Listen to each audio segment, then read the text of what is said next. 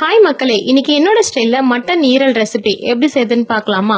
250 gram போல ஈரல் எடுத்துக்கோங்க. அதுக்கு கொஞ்சமா பெப்பர் தூள், இஞ்சி பூண்டு பேஸ்ட் 1 ஸ்பூன், மிளகு, சீரகம், சோம்பு வறுத்து அரைச்ச தூள் எடுத்துக்கோங்க. ஒரு 20 சின்ன வெங்காயம் போல எடுத்துக்கோங்க. ஒரு சின்ன மிக்சர் ஜார் எடுத்துக்கோங்க. அதுல 20 சின்ன வெங்காயம் சேர்த்துக்கோங்க. மிளகுத்தூள் சேர்த்துக்கோங்க.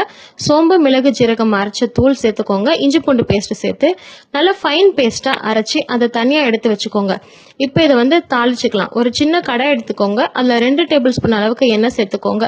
கொஞ்சமா சோம்பு சேர்த்துக்கோங்க. கொஞ்சமா அதுல கருவேப்பிலை ஆட் பண்ணிக்கலாம்.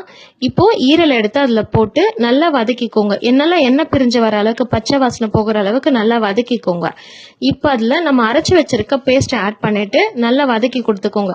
நான் தண்ணி எதுவுமே இதுல மிக்ஸ் பண்ணிக்கல. உங்களுக்கு தேவைன்னா நீங்க தண்ணி சேர்த்துக்கலாம்.